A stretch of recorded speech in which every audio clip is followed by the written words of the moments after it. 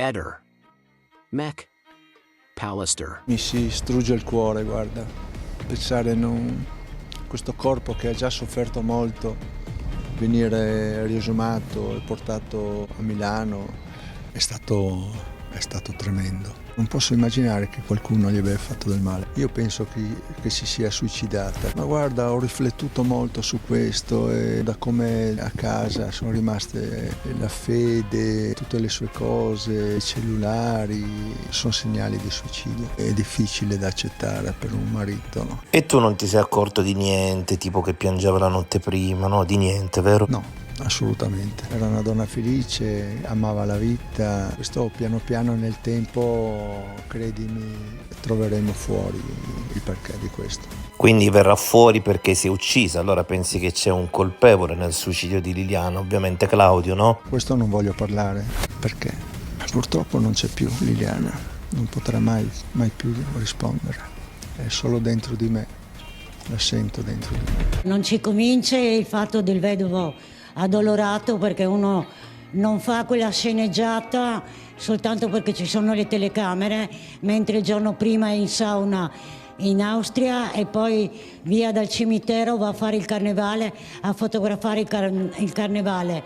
Noi non ci siamo venuti perché sembrava un film dell'horror, doveva essere una cosa fatta soltanto dagli inquirenti e dai nostri avvocati, invece è venuto fuori il mondo. E meno male che non siamo venuti, perché è stata una tragedia per noi, perché noi l'abbiamo voluto, abbiamo lottato per questo, ci siamo esposti pubblicamente, abbiamo fatto i sitting sotto la pioggia, abbiamo scritto pagine e pagine per avere questo risultato. Certo, in quella bara c'era una sorella, una zia, una cugina, una cognata, un'amica, ormai posso dire di tutti, perché tutti ci scrivono per darci solidarietà e di andare avanti.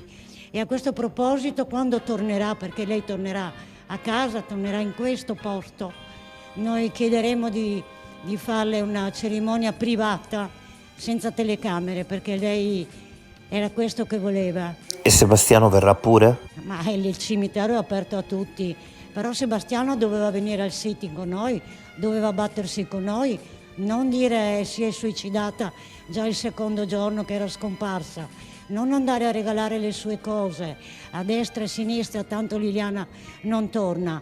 Ma perché non torna? Tu sai cos'è successo allora? Potrebbe essere stato un incidente, una disgrazia, un qualche cosa, ma dici la verità. Poi è inutile che dopo 26 mesi al cimitero dici se Sergio sarebbe qui lo abbraccerei, e poi ieri pomeriggio fa una telefonata a Sergio e io ero in macchina con lui e vuole la riconciliazione, vuole tornare a essere uniti. Ma come si fa dopo che ci hai detto che siamo dei sciacalli, che ti abbiamo rubato tutto, che Sergio ha mantenuto, che Liliana aiutava tutti? Ma che cosa intendi per aiutare a tutti? E Sergio cosa ha risposto a Sebastiano? Sergio ha detto: perché non hai fatto niente per cercarla? Perché mi hai detto aspettiamo? Perché ti sei arrabbiato perché quando hai saputo che veniva chi l'ha visto per cercare una persona ancora viva? Ma come si fa a riconciliarsi con uno che ti ha detto, adesso gli ho detto in 4 parole, ma voi sapete benissimo gli insulti che abbiamo ricevuto, gli insulti che ha ricevuto la povera Laura dicendo che lui non la conosce, dopo che è stato a casa sua per anni e fa i film dove lui è al suo tavolo. Come fa a dire che io ero invidiosa di Liliana? Poi cambia versione e dice che è Liliana che era invidiosa di me. E si mettesse d'accordo. Noi sospettiamo che lui sa la verità e non vuole raccontare. Non è un comportamento da marito latte e miele, scusatemi. Ehi, non dimenticare di iscriverti a questo canale.